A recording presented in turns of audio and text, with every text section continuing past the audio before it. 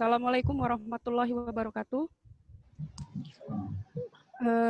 Yang saya hormati Bapak Profesor Dr. Hasim Purba, yang saya hormati Bapak Dr. Abdul Hakim Siagian, yang saya hormati moderator Bapak Dr. Mustafa Kamal Rokan, yang saya hormati Bapak Dekan Universitas Medan Area, Bapak Rizkan Sulyadi, yang saya hormati Bapak Wakil Dekan Universitas Medan Area, dan teman-teman, rekan-rekan dosen yang hadir pada forum diskusi kita pagi hari ini.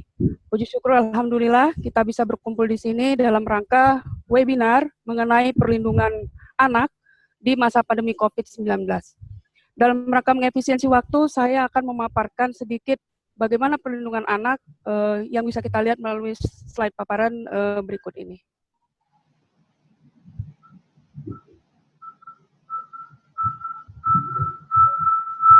Baik, saya di sini akan berusaha menerangkan sesuai dengan waktu yang diberikan, bagaimana sebenarnya perlindungan anak pada masa COVID-19 dalam aspek hukum dan HAM, karena ini merupakan bidang kajian saya, khususnya di bidang hak asasi manusia.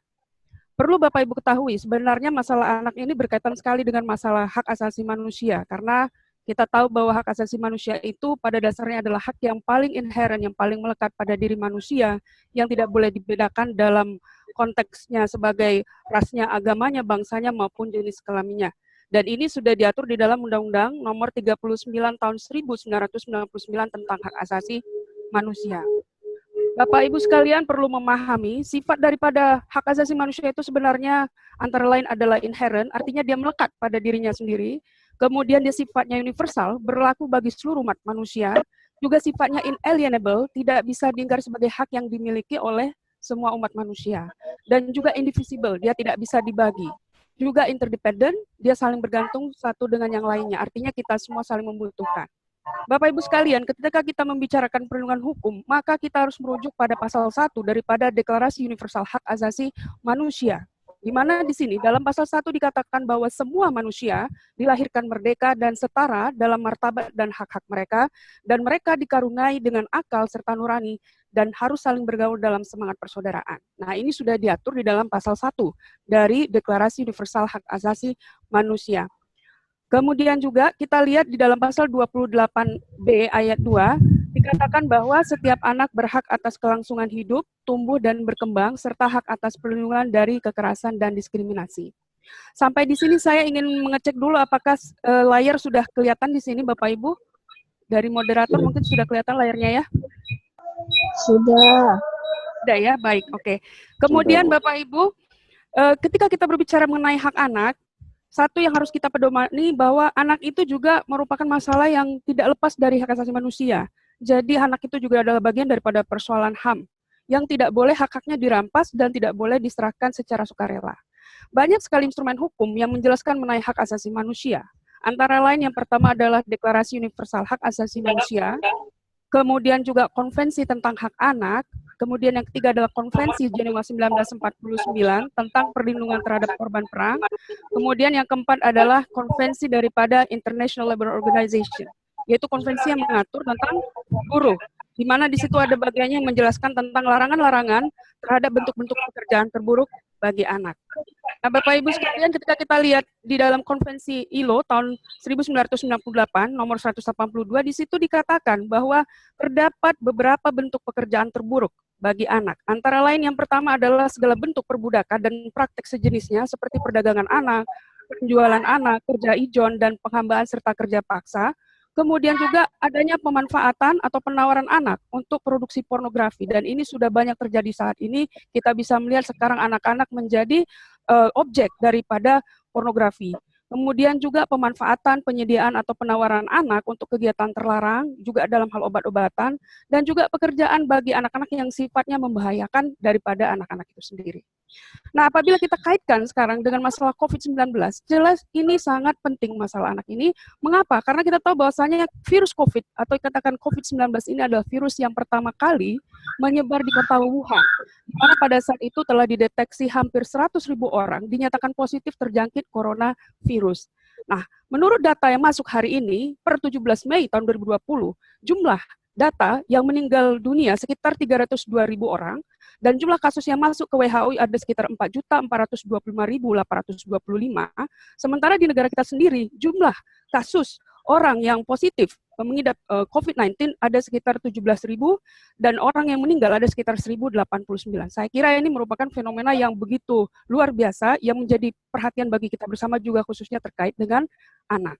Nah, pertanyaan dari sini kemudian muncul persoalan apa sebenarnya yang muncul ketika terjadi persoalan-persoalan dalam perlindungan anak.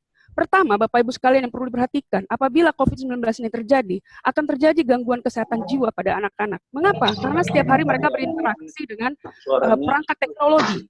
Kemudian yang kedua, anak-anak kehilangan hak dan akses untuk mendapatkan pendidikan akibat sekolah yang diliburkan terlalu lama. Kemudian munculnya kejahatan anak karena berkurangnya proses pendidikan di sekolah dan juga program pendidikan yang kurang tepat atau yang tidak tepat di rumah. Kemudian juga program imunisasi anak-anak balita ini yang paling kasihan karena tidak teratur sehingga memudahkan munculnya penyakit ke dalam tubuh anak-anak balita. Juga meningkatnya kekerasan pada anak-anak. Kenapa? Karena orang tua mungkin banyak yang dirumahkan saat ini di PHK sehingga anak-anak tidak tercukupi kebutuhannya, akhirnya anak-anak menjadi sasaran daripada kekerasan. Dan juga anak-anak mungkin terlalu sering lama di rumah, melihat media televisi, apa yang dilihatnya tidak dikontrol sehingga akhirnya berpengaruh kepada anak. Dan juga pengaruh yang terakhir adalah jumlah kematian anak-anak yang semakin meningkat, khususnya di negara-negara yang belum mampu memberikan fasilitas kesehatan bagi anak-anak. Jadi dapat kita rumuskan di sini, banyak sekali gangguan yang ditimbulkan dari COVID-19 ini yang perlu diatur dan perlu diantisipasi secara bersama, baik oleh negara, masyarakat, maupun pemerintah. Nah, di sini terdapat beberapa produk undang-undang yang terkait dengan perlindungan anak. Meskipun di sini banyak sekali produk undang-undangnya, tapi saya hanya mengambil satu saja sebagai landasan kita dalam mengkaji masalah perlindungan anak, yaitu Undang-Undang Nomor 23 Tahun 2002. Nah, sebelum masuk ke situ, ingin saya jelaskan di sini, dari mana asalnya Undang-Undang Perlindungan Anak. Undang-Undang Perlindungan Anak ini sebenarnya berasal dari undang-undang yang diatur dalam hak asasi manusia, tepatnya di dalam Konvensi Hak Anak yang diatur di dalam International Convention on Rights on Child, di mana pada bagian pembukaannya pasal 1 dikatakan bahwa anak adalah semua orang yang berusia di bawah 18 tahun, kecuali ditentukan lain oleh hukum suatu negara, dan semua anak memiliki hak yang disebutkan dalam konvensi ini. Pada pasal 2, kita bisa lihat di sini hak-hak anak berlaku semua tanpa kecuali, dan anak harus dilindungi dari segala macam diskriminasi terhadap dirinya sendiri atau diskriminasi yang diakibatkan oleh keyakinan atau tindakan orang tua atau tindakan anggota keluarga lainnya. Pasal 3 kita lihat pemerintah harus bisa membantu keluarga untuk bisa melindungi hak-hak anak, dan pasal 4, tiap anak berhak mendapatkan pengasuhan yang layak, dilindungi dari kekerasan, penganiayaan, dan pengabaian. Pasal 24 yang penting juga, tiap anak berhak mendapatkan standar kesehatan, perawatan medis yang terbaik, air bersih, makanan bergizi, dan lingkungan tinggal yang bersih dan aman. Semua orang dewasa dan anak-anak harus memiliki akses pada informasi kesehatan. Akan tetapi Bapak Ibu dalam fakta kesehariannya ternyata banyak sekali pelanggaran yang terjadi terhadap anak. Antara lain rendahnya pendidikan anak-anak di Indonesia, perdagangan anak, penganiayaan anak, pornografi anak, mempekerjakan anak di bawah umur, pernikahan dini, pelecehan seksual anak, dan juga narkoba. Kita lihat di sini saat ini anak-anak Indonesia sedang kecanduan internet gaming, ya misalnya semacam permainan-permainan yang ada di internet online, yang akhirnya memudahkan masuknya pornografi melalui anak-anak, melalui media sosial. Kemudian juga berdasarkan survei yang dilakukan terhadap PSK di lokalisasi Doli, di Surabaya ditemukan bahwa 25% dari mereka pertama kali bekerja kurang dari usia 18 tahun. Dengan alasan apa? Ingin membantu perekonomian keluarga. Kemudian kita lihat pernikahan dini, ini fenomena yang marak sekali terjadi di pedesaan, di mana sekitar 46,5% perempuan itu menikah di bawah usia 18 tahun dan 21,5% menikah ketika berusia 16 tahun. Selain itu, ada juga perbuatan sodomi yang dilakukan oleh tersangka Babe kepada anak-anak jalanan, bahkan dia tidak segan-segan tega membunuh dan memutilasi korbannya. Mungkin Bapak Ibu masih ingat kasus penyiksaan dan pembunuhan Angelin oleh ibu angkatnya sendiri.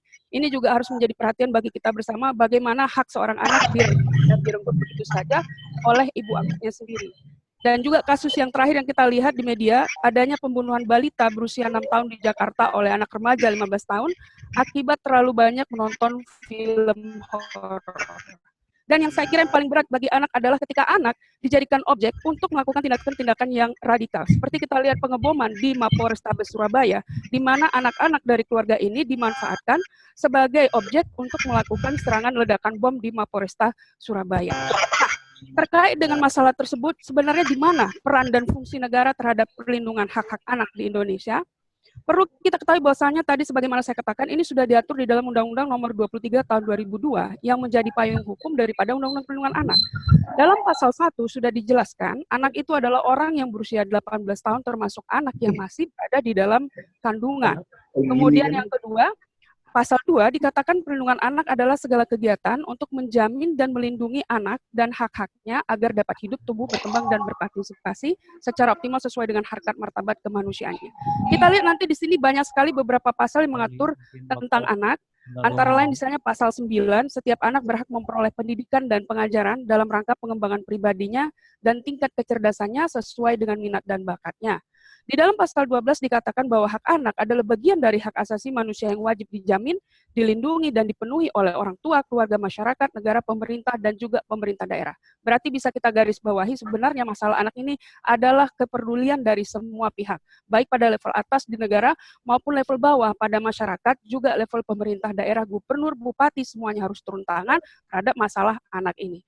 Kemudian apabila kita lihat di dalam pasal 15, setiap anak berhak mendapatkan perlindungan. Dari apa? Dari penyalahgunaan dalam kegiatan politik, dari pelibatan dalam sengketa bersenjata, dari pelibatan dalam kerusuhan sosial, dari pelibatan dalam peristiwa yang mengandung unsur kekerasan, pelibatan dalam peperangan, dan juga dari kejahatan-kejahatan seksual. Nah, di dalam pasal 15A juga dikatakan, apa yang dimaksud kekerasan anak? Kekerasan itu adalah setiap perbuatan yang berakibat timbulnya kesengsaraan, penderitaan secara psikis, seksual, atau penelantaran, termasuk ancaman untuk melakukan perbuatan perampasan kemerdekaan secara melawan hukum. Inilah yang banyak sekali dialami oleh anak-anak Indonesia yang rentan mengalami kekerasan. Terlebih lagi dengan adanya wabah COVID-19, saya khawatir anak-anak Indonesia semakin rentan terkena kekerasan, baik dari orang terdekatnya maupun orang-orang yang ada di sekitarnya. Oleh karena itu, upaya yang dilakukan pemerintah, kita lihat di dalam pasal 20, negara, pemerintah, masyarakat, dan keluarga wajib dan bertanggung jawab terhadap penyelenggaraan perlindungan anak. Dan di pasal 21 kita lihat negara, pemerintah daerah juga wajib bertanggung jawab menghormati pemenuhan hak anak tanpa membedakan sukunya, agamanya, rasnya, golongan jenis kelaminnya, etnisnya, budayanya, bahasanya. Artinya semuanya adalah setara, diperlakukan sama sedemikian rupa. Kemudian di pasal 22, negara, pemerintah, dan pemerintah daerah berkewajiban bertanggung jawab memberikan dukungan sarana dan prasarana dan ketersediaan sumber daya manusia dalam penyelenggaraan perlindungan anak. Kemudian juga di dalam pasal 26 ayat 1, kita lihat di sini bahwa sudah diatur tanggung jawab daripada orang tua, antara lain mengasuh, memelihara, mendidik, dan melindungi anak, menumbuh kembangkan anak sesuai dengan bakat, kemampuan, dan minatnya, mencegah terjadinya perkawinan pada usia anak atau pernikahan dini, dan memberi pendidikan karakter. Ini saya kira yang paling penting, serta penanaman nilai budi pekerti pada anak. Di dalam pasal 54 ayat 1 juga dikatakan anak dalam satuan lingkungan pendidikan wajib mendapatkan perlindungan dari tindak kekerasan fisik, psikis, kejahatan seksual, dan kejahatan lainnya yang dilakukan oleh pendidik. Mohon maaf aja sampai saat ini banyak fenomena atau kasus di mana tenaga pendidik juga melakukan kejahatan dan kekerasan fisik maupun kekerasan seksual kepada anak. Oleh karena itu kita juga turut prihatin. Inilah yang diatur oleh undang-undang. Kemudian juga kita lihat di sini pasal 56, pemerintah dalam hal ini wajib membantu agar anak-anak bisa berpartisipasi, bebas menyatakan pendapat dan berpikir sesuai hati nurani dan agamanya, bebas menerima informasi lisan atau tertulis, bebas berserikat, bermain, berekreasi, berkarya seni budaya, dan memperoleh sarana bermain yang memenuhi syarat kesehatan dan keselamatan. Bapak Ibu sekalian, di dalam Undang-Undang Perlindungan Anak terkait dengan COVID-19, maka kita lihat di dalam pasal 59 ayat 1, di sini ada diberikan perlindungan khusus kepada anak. Yang pertama, anak dalam situasi darurat. Yang kedua, anak yang berhadapan dengan hukum. Ketiga, anak dari kelompok minoritas dan terisolasi. Anak yang menjadi korban penyalahgunaan narkotika. Yang kelima, anak yang menjadi korban pornografi. Yang keenam, anak dengan HIV atau AIDS. Yang ketujuh, anak dengan korban penculikan, anak korban kekerasan fisik atau psikis, anak korban kejahatan seksual, anak korban jaringan terorisme, anak penyandang disabilitas, anak korban perlakuan salah dan penelantaran, anak dengan perilaku sosial menyimpang, dan anak yang menjadi korban stigmatisasi dari pelabelan terkait dengan kondisi orang tuanya. Bila kita merujuk pada pasal 59 ayat 1 Undang-Undang Perlindungan Anak, sebenarnya situasi wabah COVID-19 ini bisa masuk dalam kategori poin A, bahwa anak-anak Indonesia saat ini dalam situasi darurat, yaitu darurat bencana non-alam, antara lain bencana wabah COVID-19. Oleh karena itu, diperlukan perlindungan khusus kepada anak-anak, antara lain penanganan yang cepat, termasuk memberikan pengobatan dan rehabilitasi fisik, psikis, dan sosial. Juga perlu adanya pendampingan psikososial pada saat pengobatan sampai pemulihan. Kemudian pemberian bantuan sosial bagi anak yang berasal dari keluarga yang tidak mampu, dan pemberian perlindungan dan pendampingan pada setiap proses peradilan. Ini yang perlu dilakukan oleh negara, pemerintah daerah, sampai juga level bawah ke masyarakat, RT/RW juga sebagian juga harus semuanya terlibat dalam rangka memberikan pemulihan psikososial kepada anak-anak yang terkena wabah COVID-19.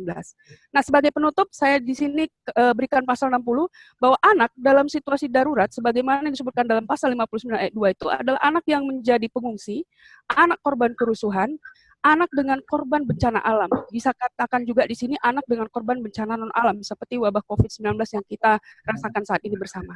Dan yang terakhir adalah anak dalam situasi konflik bersenjata. Kenapa demikian? Anak sering dilibatkan dalam konflik bersenjata, sehingga muncullah tentara-tentara anak. Dan ini banyak terjadi di negara-negara yang sedang konflik seperti di Rwanda ataupun di Afrika. Menutup perbincangan kita hari ini, terdapat beberapa pesan yang ingin saya sampaikan kepada Bapak Ibu sekalian, juga kepada pemerintah dan juga negara dalam hal ini. Perlindungan anak di masa pandemi COVID-19 itu adalah tanggung jawab kita bersama, baik negara, Pemda, pemerintah kabupaten kota, aparat penegak hukum, TNI dan Polri juga, masyarakat, tokoh adat, ulama, dan yang paling penting adalah keluarga sebagai benteng atau garda terdepan dalam melindungi anak. Dan perlindungan anak ini bukan masalah yang sepele Bapak Ibu, tapi ini menyangkut hajat hidup anak-anak yang harus terus dijaga dan dilestarikan. Ketidakpedulian kita, khususnya negara dan masyarakat serta keluarga pada anak, jelas akan memunculkan kekerasan anak, kejahatan anak yang tentunya berdampak buruk terhadap kesehatan jiwa dan mental serta fisiknya, sehingga dapat berpotensi mengakibatkan kematian pada anak-anak dan merenggut hak hidup anak. Dan juga peran keluarga terhadap anak di rumah. Untuk ibu-ibu sekalian yang ada di sini, mungkin rekan-rekan dosen sekalian, bagaimana peran keluarga terhadap anak di rumah? Tanamkan nilai agama serta ilmu pendidikan yang baik terhadap anak, tanamkan nilai-nilai karakter yang baik pada anak, berikan anak kesempatan untuk mengeksplorasi hal-hal yang positif, tumbuhkan bakat dan minat dalam bidang olahraga dan seni, ajarkan teknologi pada anak dengan metode yang tepat guna, dan tanamkan cinta dan kasih sayang, agar anak-anak kita ini tumbuh menjadi anak-anak yang humanis, bukan anak-anak yang sadis yang banyak kita lihat di media massa. Mari kita jaga dan kita lindungi anak-anak Indonesia dari segala macam gangguan, ancaman, dan tantangan dari dalam maupun dari luar, karena keselamatan anak-anak Indonesia adalah tanggung jawab kita bersama. Demikian paparan yang dapat saya sampaikan. Sekian dan terima kasih. Semoga bermanfaat bagi kita semuanya. Wassalamualaikum warahmatullahi wabarakatuh. Waalaikumsalam warahmatullahi wabarakatuh. Pembunuh botak di Tahu Besar itu, Bu. Dan Ya. ini saya baca. Pembunuh itu ternyata dia korban pelecehan seksual, Bu. Keluar dari sini dari acara Dan sekarang dia 3,5 juta. Jadi menurut saya mungkin dia membunuh itu untuk lari dari masalah sebelumnya, Bu. Karena dia sudah dilecehkan secara seksual sebelumnya, Bu. Yang saya baca di berita tadi di Kompas itu pelakunya berjumlah 3 orang, Bu. Demikian dari saya. Terima kasih. Pertanyaannya, Dek, pertanyaannya karena putus-putus suara kamu. Pertanyaannya, kamu menanggapi atau ngasih pertanyaan? Cuma menanggapi aja, Bu, nggak ngasih pertanyaan tadi, Bu. Ya, baik. Esro, Ibu sepakat ya. Jadi kenapa saya ungkapkan tadi kasus yang di Sawah Besar itu? Karena itulah fenomena yang terakhir yang kita hadapin, bahwa banyak anak-anak yang mengalami kekerasan seksual dan tidak tahu melampiaskannya bagaimana, akhirnya dia dengan pengalaman yang traumatis itu, akhirnya mungkin yang tadinya tidak berniat membunuh, akhirnya melakukan pembunuhan. Kalau kita bicara konteks kejahatan, orang melakukan kejahatan itu cuma ada 2, ada niat dan ada kesempatan. Tidak ada niat tapi ada kesempatan. Mungkin dia pada saat itu tidak ada niat, tapi begitu kesempatannya ada, lengang suasananya pada saat itu, maka dia akhirnya melakukan pembunuhan terhadap bocah tersebut. Inilah yang seharusnya menjadi perhatian dari pemerintah, bahwasanya masih banyak anak-anak yang mengalami kekerasan seksual. Berarti lingkungan di sekitar kita ini belum memberikan kenyamanan bagi anak-anak seperti yang kamu sampaikan tadi. Terima kasih Esro atas tanggapannya. Silakan adik-adik yang lain, mungkin saya buka tanya jawab sesi di sini.